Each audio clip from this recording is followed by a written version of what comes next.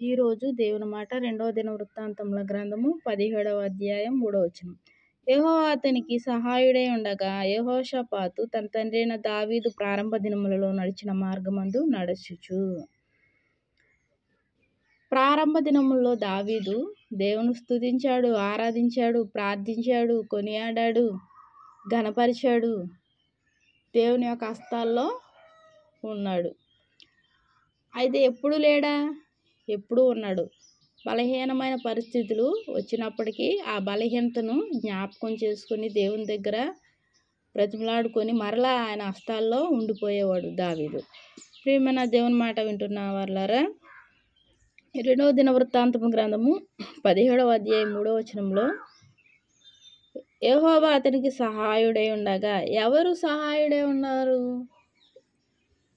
దేవుడు, సర్వాన్ని సృష్టించిన సృష్టికర్త యెహోషాపాతుకు సహాయుడై ఉండగా తన తండ్రి అయిన దావీదు ప్రారంభ దినముల్లో నడుచు మార్గమందు నడుచు.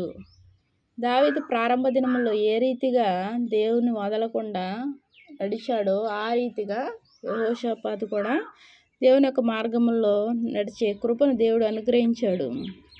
ఆయన మార్గం విడిచిపెట్టకుండా నడిచే అనుభవంలో యెహోషాపాతు ఉన్నాడు. అందువలన ఏం జరిగింది? 5వ వచనం. కాబట్టి యెహోవా అతని చేత రాజ్యం స్థిరపరచెను. యూదా వారందరూ యెహోషాపాతుకు పన్ను ఇచ్చుచుండిరి. అతనికి ఐశ్వర్యము ఘనతయు మెండుగా కలిగెను. ఐశ్వర్యమును ఘనతయు మెండుగా కలిగెను. దేవుని యొక్క మార్గంలో ఎప్పుడైతే దేవుని విడిచిపెట్టకుండా నడుస్తున్నాడు యెహోషాపాతు, ఏం జరిగింది? రాజ్యం స్థిరపరచబడింది. రాజ్యము స్థిరంగా ఉంది. ఎవరి చేత ఎటువంటి ఇబ్బంది లేని పరిస్థితిలో నెమ్మదిగా ఉంది రాజ్యము. రాజ్యం నెమ్మదిగా ఉండడమే కాకుండా యూదా వారందరూ యెహోషాపాతుకు ఏమిస్తున్నారు? పన్ను ఇచ్చుచుండిరంట. అతనికి ఐశ్వర్యము ఘనతయు మెండుగా కలిగెను. పన్ను ఆపకుండా ఇవ్వడం జరుగుతుంది. ఇక్కడ పన్ను ప్రతి ఒక్కరూ ఇస్తున్నారు. యెహోషాపాతుకి ఏం కలిగింది? ఐశ్వర్యము ఘనతయు మెండుగా కలిగింది. మరి దేవుడు యెహోషాపాతుని ఎంతగానో ఆశీర్వదించాడు. యెహోషాపాతు తండ్రి పేరు ఆస. ఆస కూడా దేవుని యందు భయభక్తులు కలిగిన వాడే. కానీ కొన్ని విషయాల్లో దేవుని విడిచిపెట్టిన వాడే ఎక్కడికి వెళ్ళాడు? వేరొక చోటకి వెళ్ళాడు. ఆ కారణంగా ఆస దేవునికి దూరం అయిపోయాడు. తన యొక్క ఆశ దూరం అయిపోవడమే కాకుండా ఏం చేశాడు? తను పూర్తిగా తన యొక్క నీరసాన్ని బట్టి ఆశ మృతి చెందాడు. ప్రియమైన దేవుని మాట వింటున్న వాళ్ళారా, ఇక్కడ చూడండి.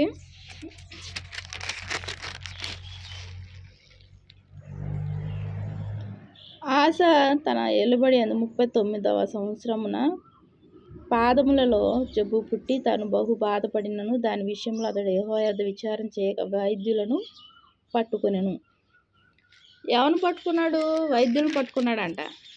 అదేంటి మరి? వైద్యులను పట్టుకోవాలిగా? లేదు, ఆశ మనలా కాదు.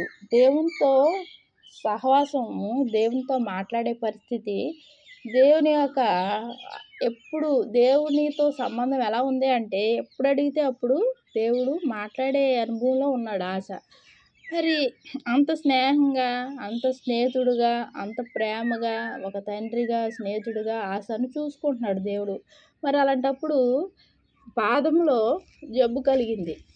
మరి దాని విషయమై ఎక్కడికి వెళ్ళాడు? దేవుడు రోజు మాట్లాడుతున్నాడు కదా, దేవుడి దగ్గర చెప్తే అది పోతుందిగా. వైద్యుల దగ్గరికి వెళ్ళాడంట. వైద్యుల దగ్గరికి వెళ్తాం వల్ల ఏం జరిగింది? ఆయన పూర్తిగా తొలగించబడ్డాడు. మరి వైద్యుల దగ్గరికి వెళ్ళకూడదా? వెళ్ళొచ్చు, వెళ్ళాలి, వైద్యం చేయించుకోవాలి. దేవుడు కూడా బురద రాశాడు కంటి మీద.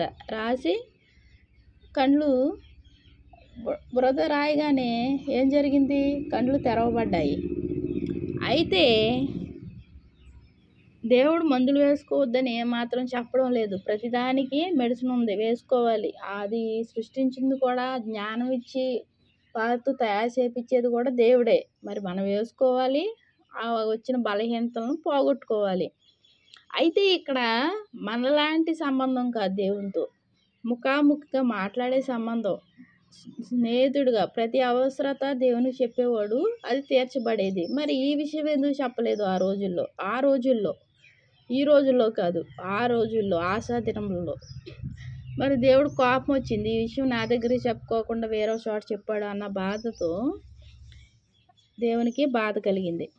ప్రియమైన దేవుని మాట వింటున్న వాళ్ళారా, యెహోషాపాతు అలా కాదు, ప్రతి విషయం దేవునికి చెప్తూ దేవునితో సమాధానం పొందినవాడే, దేవుని యొక్క కృపను పొందినవాడే అంతకంతకు అభివృద్ధి చెందుతూ ముందుకు సాగిపోతున్నాడు.